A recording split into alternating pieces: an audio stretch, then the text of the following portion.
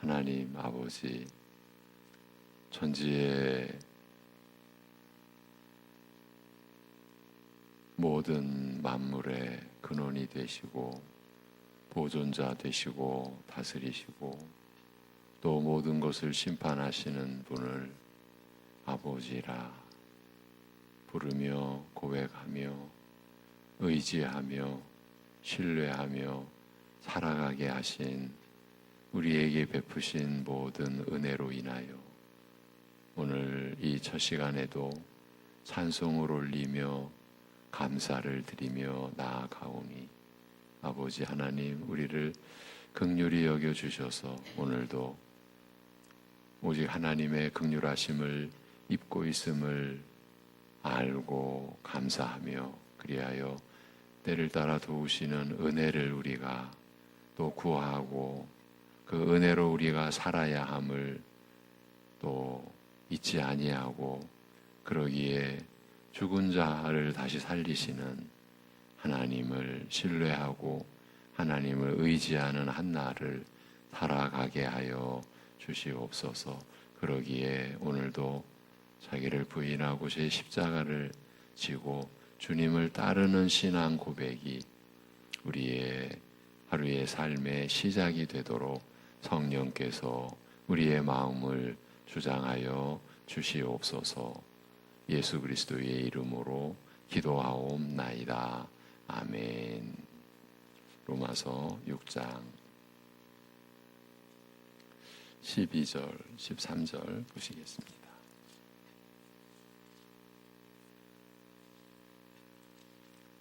로마서 6장 12, 13절.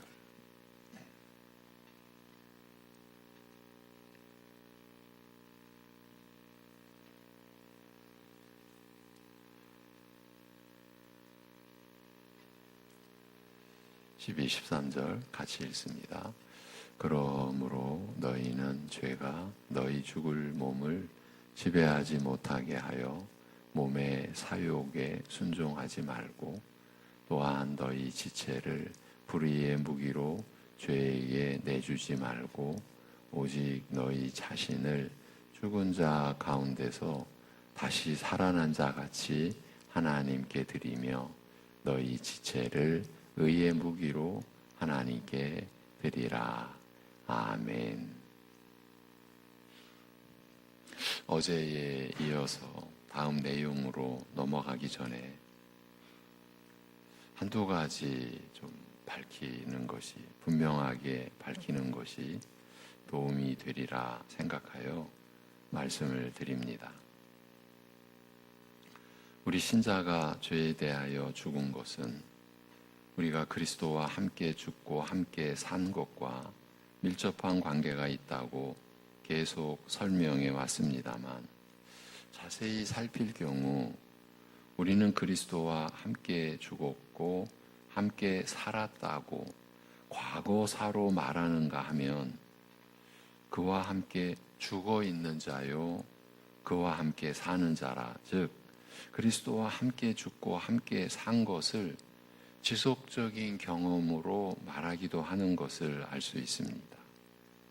말하자면 우리 신자가 그리스도와 함께 죽고 사는 것을 이미 일어난 과거사로 말하는가 하면 현재 진행 중인 일로도 말하되 고린도후서 4장에 보면 우리 산자가 항상 예수를 위하여 죽음에 넘기움은 예수의 생명이 또한 우리 죽을 육체에 나타나게 하려 함이니라. 그런즉 사망은 우리 안에서 역사하고 생명은 너희 안에서 하느니라.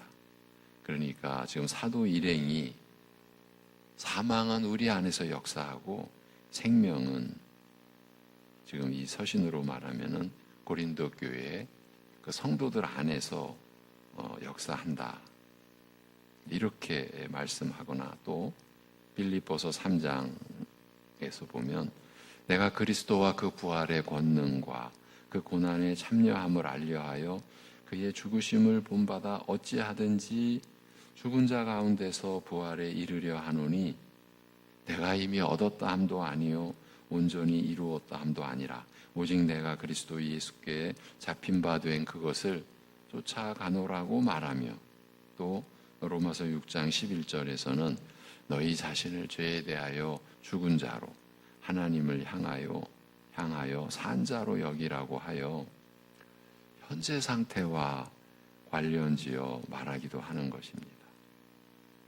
이런 내용을 읽거나 들으면서 우리가 그리스도와 함께 죽고 함께 산 것이 과거에 경험한 일인지, 아니면 지금 현재 경험하는 일인지, 아니면 내게 초래된 어떤 결과나 상태를 뜻하는지 자칫 혼란스러울 수 있습니다. 만일 각각 다른 시간에 다양한 형태로 경험하는 것들이라면 우리는 언제 어떻게 그리스도와 함께 죽었고 살았으며, 지금은 어떻게 그리스도와 함께 죽고 살며, 죄에 대하여 죽은 상태나 하나님을 향하여 산 상태는 어떤 것인지 궁금할 수 있을 것입니다. 우리가 언제나 이런 내용을 다룰 수는 없고, 사실은 그렇게 하기도 참 난감한 우리의 형편 아닙니까? 그래서 이 차제에 한번 나누고 정리하고자 하는 것입니다. 우리가 앞에서도 계속 죽고 사는 이야기를 하는데, 우리가 일반적으로 통상적으로 죽음과 생명에 관한 이해를 바탕으로 하면 우리가 나누는 내용은 거의 수용이 안 되는 것도 우리가 이미 경험해 왔고, 그래서 이러한 로마서 6장의 말씀을 나누는 가운데 하나님께서 성경을 통해서 죽음과 생명을 다룰 때 얼마나 깊고 광범한 내용을 다루는지도 살핀 것도 이런 맥락입니다. 성경을 살펴보면 신자가 그리스도와 함께 죽고 사는 일이 과거, 현재, 미래와 다 같이 연결되어 있을 뿐 아니라 서로 복잡하게 얽혀 있어서 따로 나누어 말하기가 상당히 까다롭다는 것을 발견하게 됩니다. 예수님과 함께 십자가에 못 박히고 부활하였다는 말이 우리의 육체가 그 당시 예수님과 함께 죽임당하고 살림받은 것을 뜻하는 것이 아닌 만큼, 이 점은 분명한 것이죠. 그것을 뜻하는 것이 아닌 만큼 우리가 언제 어떻게 그리스도와 함께 죽고 살았는가라고 묻게 되는 것은 자연스러운 일입니다. 물론 죽음과 생명의 의미를 육체적 차원을 넘어 더 깊고 넓게 확장함으로써 대답의 기본 토대를 마련할 수는 있습니다만, 우리가 그 작업을 해왔고요. 그렇지만 설사 죄에 대한 영적 죽음과 하나님을 향하여 사는 영적 생명으로 범위를 확장한다 해도 우리가 예수님께서 죽으시고 부활하신 과거 그 시점에 그와 함께 이런 죽음과 생명을 경험하였는가라는 질문은 여전히 남습니다.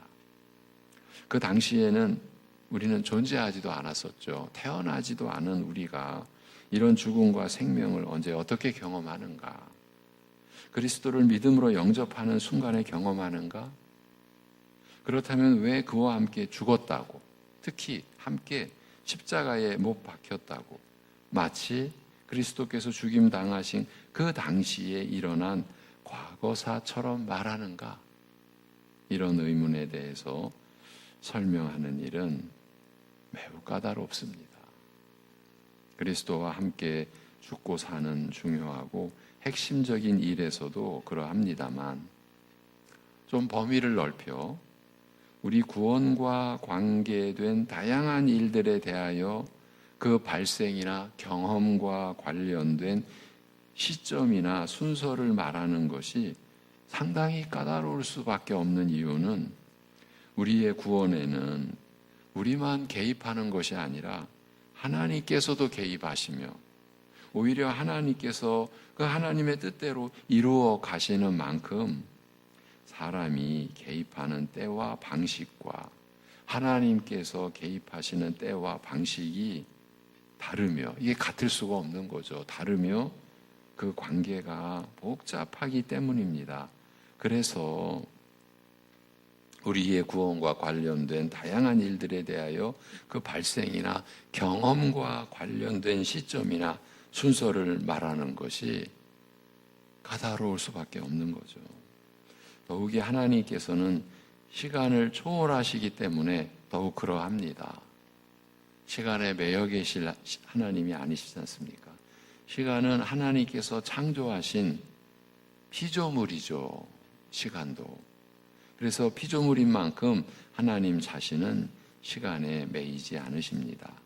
그런 만큼 시간의 질서에 따라서 살아가는 우리에게 하나님께서 행하시는 일은 언제나 우리의 생각, 우리의 상상을 초월하며 이런 하나님께서 구원의 이 역사, 구원의 일에 개입하시는 것이 인간으로서는 근본적으로 불가해한, 이해 불가능한 신비, 그런 불가해한 차원일 수밖에 없습니다. 방금 우리의 구원에 우리만 개입하는 것이 아니라 하나님께서도 개입하신다. 사실은 우리가 모든 일이 그렇죠. 그래서 복음을, 하나님의 말씀을 우리가 보고 들을 때, 또 설명할 때 항상 이 관계가 전제가 되기 때문에 우리가 성령님을 의지하여 성령께서 그 말씀을 우리 안에서 풀어주시는 은혜를 언제나 우리는 의지하고 또 구해야 하는 거죠. 그래서 말씀을 내가 깨달았다라고 하는 이 자체가 사실은 심각한 착각이죠. 오류죠. 잘못이죠. 불법이죠. 그런데 우리는 이것마저도 너무 가볍게 내가 깨달은 것처럼 여기는 그런 시절이 얼마나 많았습니까? 저희 교회 안에서 이런 점을 많이 좀 되돌아보고 짚고 또 확인시켜 드리고 그러면 안 된다. 그건 이미 우리가 선을 넘었다. 사람들이 흔히 말할 때 선을 넘었다라는 것은 다시 회복하기 어려운 관계로 틀어졌다. 그렇게 말할 때 선을 넘었다라는 표현을 하지 않습니까? 지금 우리가 말씀도 마치 내가 깨달은 것처럼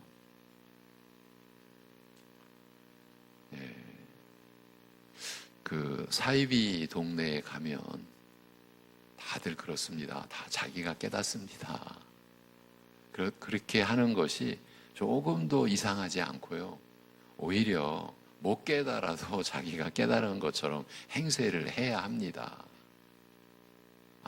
참, 오만불손, 이런 표현도 갖다 붙이기가 부적절한 거예요. 왜? 너무 당연하니까. 그런데 일반 교회에서도 그런 모습이 있다는 것은 우리는 정말 두려워해야 될 일입니다. 우리 말씀의 일꾼들 더 그래야 된다고 저는 생각을 합니다. 참 이렇게 시간에 매이지 아니하신, 그 시간을 창조하신 하나님. 그런데 우리는 그 시간의 질서를 따라 살아갈 수밖에 없지 않습니까? 우리가 과거를 들락날락 할 수도 없고요. 미래를 왔다 갔다 우리 어린아이식으로 표현하자면 그건 있을 수 없는 일이지 않습니까? 그러니 시간에 매이지 아니하시는 하나님의 역사와 시간의 질서에 따라 살아가는 우리의 구원에 개입하는 그 면에 있어서 이건 같을 수가 없는 거죠. 그러니까 하나님께서 구원의 일에 개입하시는 것이 우리 인간으로서는, 피조물로서는 근본적으로 이해 불가능한 그런 차원이고 신비일 수밖에 없는 것이죠. 칭의를 예로 들어봅니다. 성경은 한결같이 믿음으로 의롭다 하심을 얻는다고 말합니다. 이때 믿음으로의 반대의 개념은 행위죠.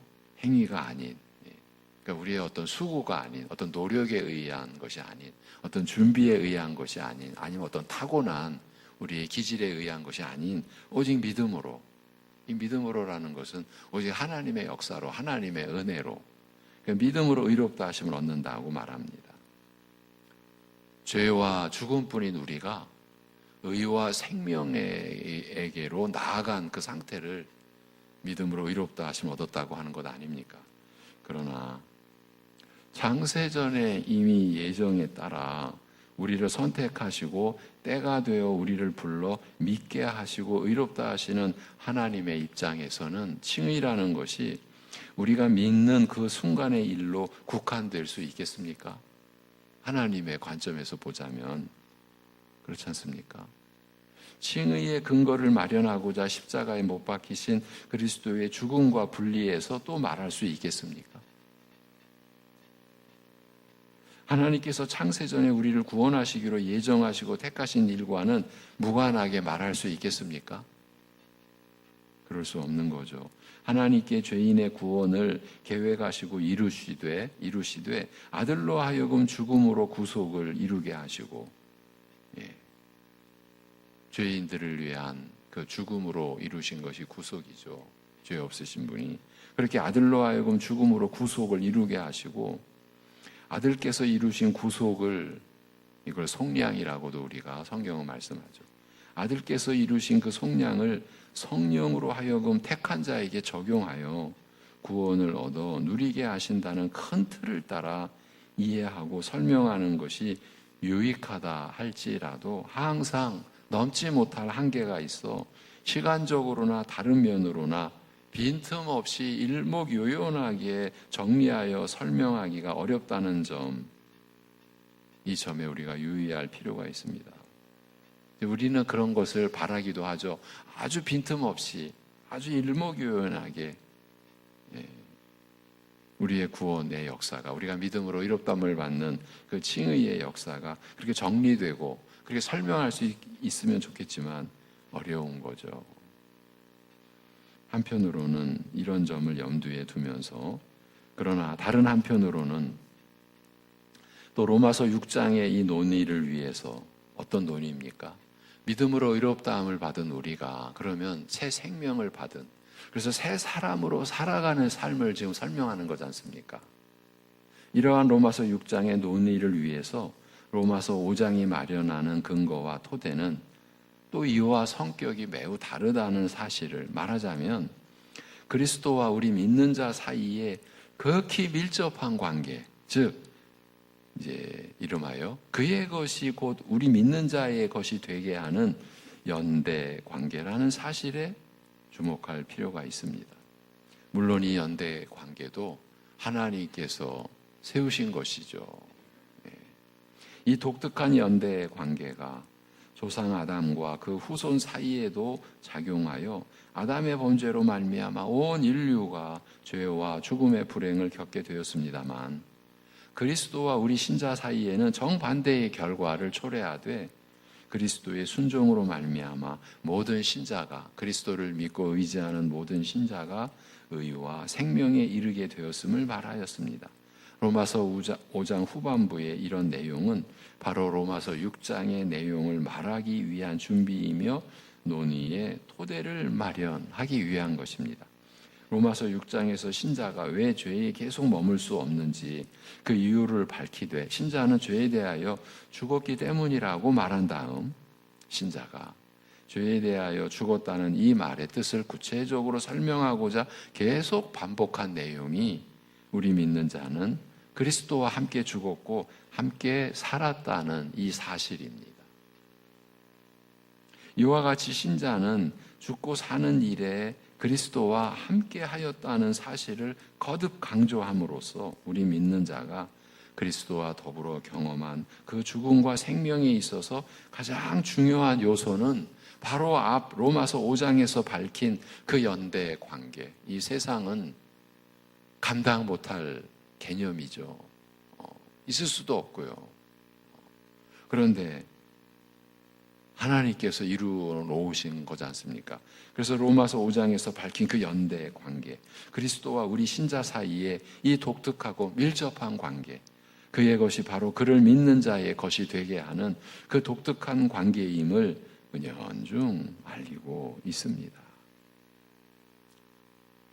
우리는 그리스도의 죽음과 생명에 함께하였다, 하나가 되었다 라고 말함으로써 이 독특한 관계는 바로 그리스도와 우리가 하나가 되는 연합의 관계임을 알리고 있습니다.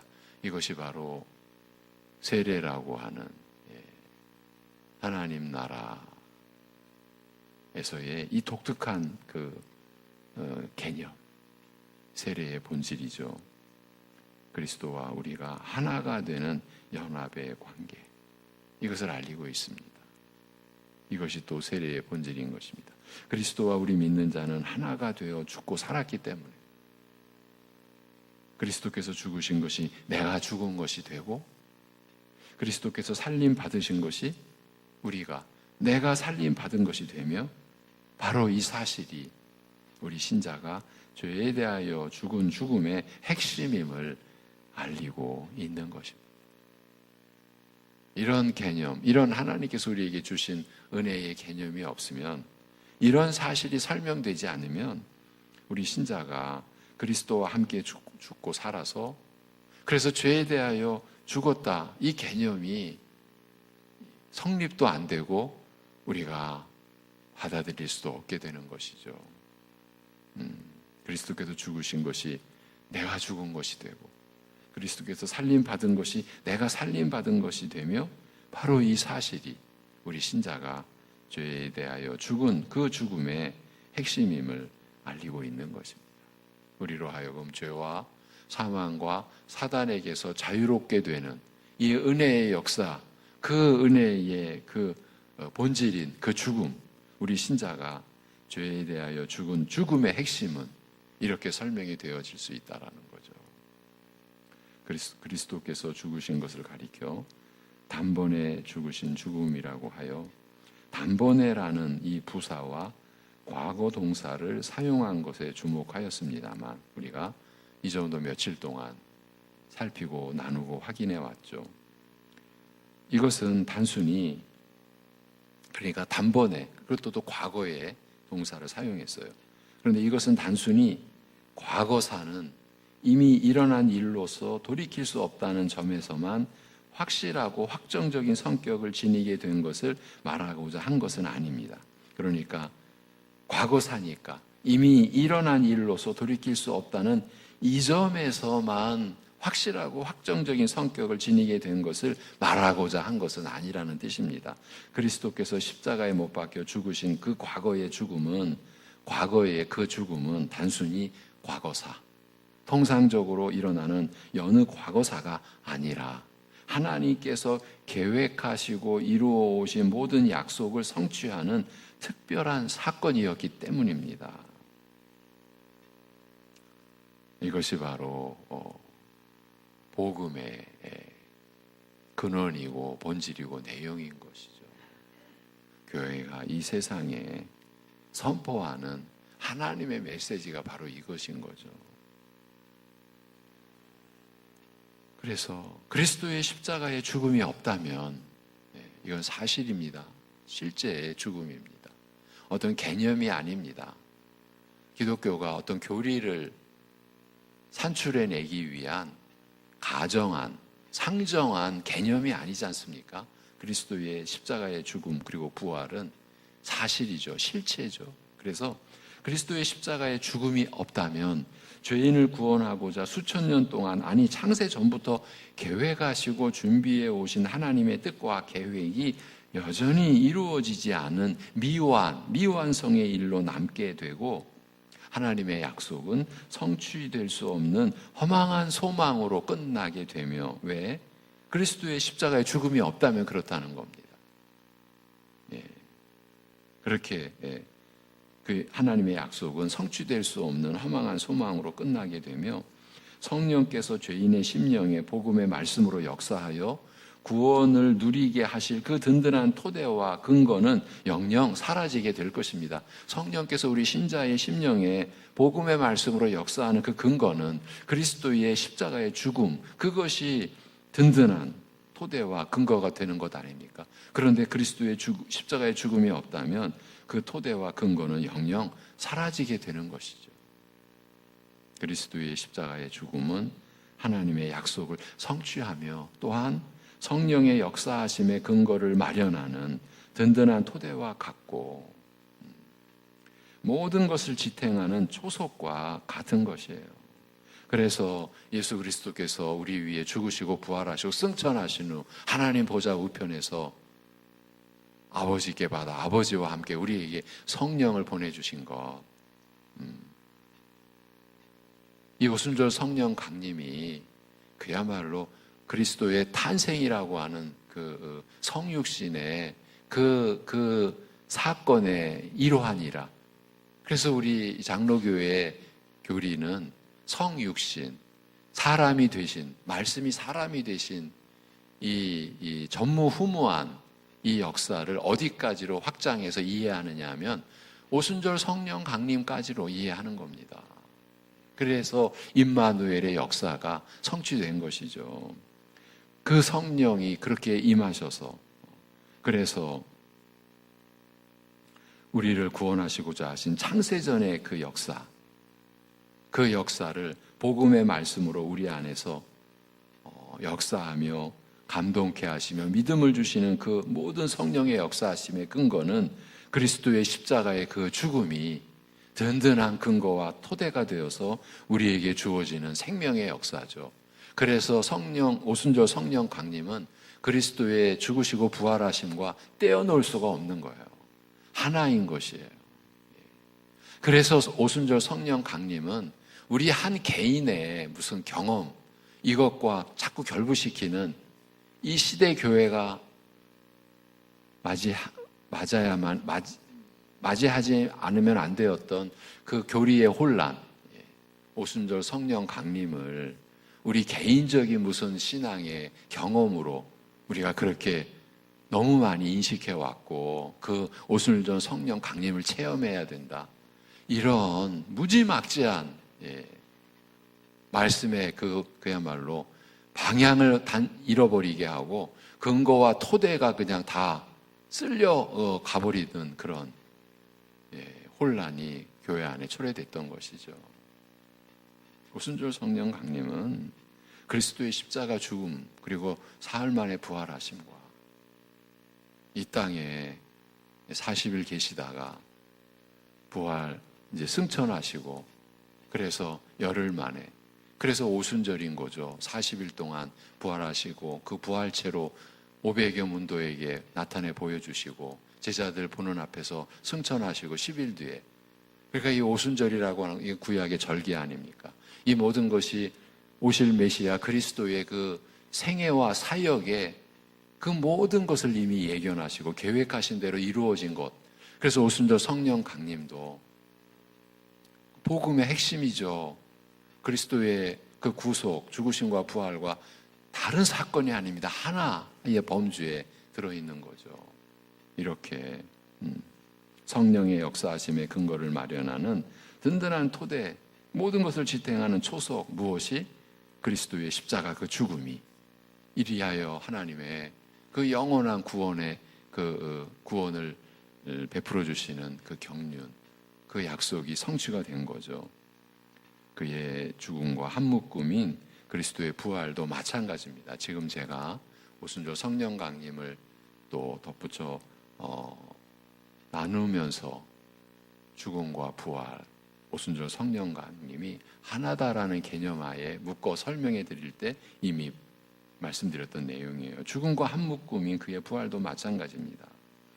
로마서가 거듭 우리 신자가 단번에 죽으신 그리스도의 죽음을 함께 죽었다고 말하는 까닭은 우리 신자가 단번에 죽으신 그리스도의 죽음을 함께 죽었다고 말하는 까닭은 우리의 죽음이 이처럼 중대한 죽음, 모든 약속을 성취하며 성령께서 모든 죄인의 구원을 이루실 근거가 되는 그 확실하고 중대한 죽음에 우리의 죽음이 함께 묶여 있다는 사실을, 하나가 되어 떨어질 수 없다는 사실을, 그리고 바로 이런 연결과 하나됨 때문에 결코 흔들리거나 무너질 수 없다는 사실을 알리기 위해서입니다. 죄에 대한 우리의 죽음과 하나님을 향한 우리의 생명이 바로 그 근거가 되는 그리스도의 죽음과 생명에 뗄 수 없이 연결되어 있음을 알리고자 하는 것입니다.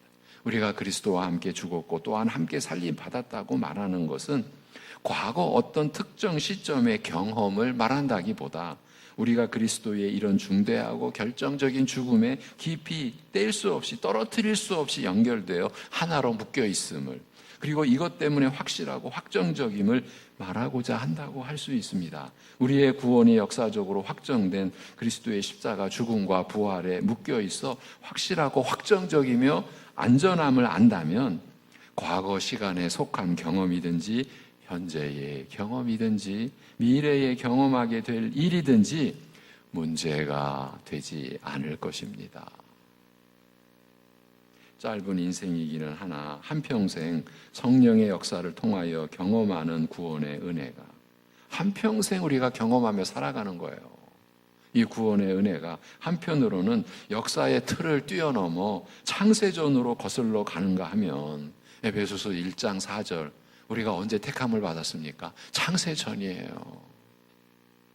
우리의 이해, 지혜, 우리의 이 생각, 우리의 지력에 한계를 초월하는 거죠. 그래서 이 구원의 은혜가 한평생 우리가 경험하는 구원의 은혜가 한편으로는 역사의 틀을 뛰어넘어 창세전으로 거슬러 가는가 하면 다른 한편으로는 그리스도의 재림까지 이어지는 긴 역사 속에서 우리의 구원을 이루어 가시는 하나님의 신비한 역사의 한 부분임을 감사와 찬송으로 받아들이게 될 것이고, 우리가 그렇게 지금 살고 있는 것 아닙니까? 이제 말씀을 맺습니다. 그래서 12절, 그러므로 죄가 너희 죽을 몸에 왕노릇하여 그 정욕에 순종하게 하지 말며 너희 지체들을 불의의 도구로 죄에게 내어주지 말고 다만 죽은 자들 가운데서 살림받아 사는 자들처럼 너희 자신을 하나님께 드리되, 이것이 이제 하나님을 향하여 사는 우리 신자의 삶의 실체라는 거죠. 그렇게 우리 자신을 하나님께 드리되 너희 지체를 의의 도구로 하나님께 드리라 라고 말씀합니다. 방금 말씀드린 이런 흐름을 자연스럽게 잇는 권면, 즉 죄에 대하여 죽은 자이며 하나님을 향하여 사는 자로서 당연히 기대되는 삶이 어떤 것인지 가르치고 권하는 내용이라고 할 수 있습니다. 기도드리겠습니다. 하나님 아버지,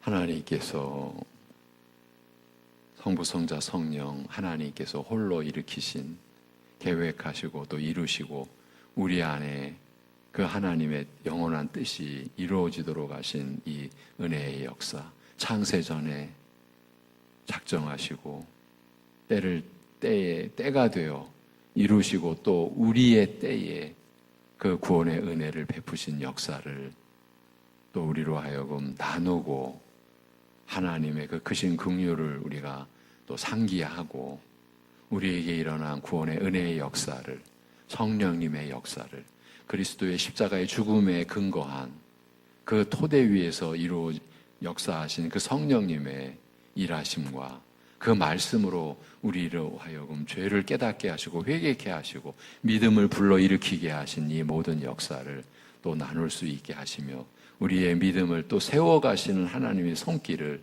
오늘 새벽에도 느낄 수 있게 하여 주심을 감사합니다. 우리가 말씀을 보고 들을 때에 어쩔 수 없이 어쩌면 필연적으로 우리에게 일어나는 혼란과 때로는 혼동과 때로는 그런 그 어려움 가운데 우리를 긍휼히 여겨주셔서 성령께서 언제나 우리를 인도해 주시고 세워주시고 그리하여 말씀의 은혜가 우리 안에서 깨달아질 때에 더 엎드리고 더 겸손히 우리에게 베푸시는 긍휼과 은혜를 받아들이고 이것이 우리의 그 무엇에 의하여 주어진 것이 아니라 오직 하나님의 뜻과 긍휼과 우리를 불쌍히 여겨주시고 우리를 사랑하시고 그래서 우리와 함께 하시는 하나님의 전적인 은혜임을 우리가 감사와 찬송함으로 받아들이고 누리고 또 나누고 또 하나님의 그 인도하심 안에서 이 세상에 우리가 이 그리스도의 편지로 그리스도의 향기로 살아갈 수 있도록 하여 주시옵소서. 아버지 하나님, 명절로 인하여 여러 가지 일상의 삶에서 또 새로운 국면을 각 가정마다 맞는 그러한 모든 상황 속에서 하나님께서 사랑하시는 우리 모든 성도들의 그 삶의 형편, 마음의 모든 상황도 살펴주시옵시고 하나님께로부터 받은 그 은혜를 우리가 나타내고 나눌 그 때라고 하는 것을 우리가 생각하고 그러한 상황에서도 주님 의지하고 성령님을 쫓아서 섬기고 사랑하고 그렇게 생활할 수 있는 명절 되게 하여 주옵시고 이런 상황일수록 지금 고난 속에 있기 때문에 지금 어려움 속에 있기 때문에 탄식하고 힘들어하는 우리 지체와 가족과 이웃들을 친히 그 장중에 그 긍휼이 풍성하신 장중에 붙들어 주시고 산 소망을 일깨워 주시고 그럴수록 더욱 주님을 의지함으로써 주님과 교통하는 주님의 영광에 참여함으로써의 그러한 심령의 평강과 회복의 역사가 일어나도록 하여 주시옵소서. 이 모든 것을 주님께 의탁하오며 또한 감사드리오며 우리 주 예수 그리스도의 이름으로 기도하옵나이다. 아멘.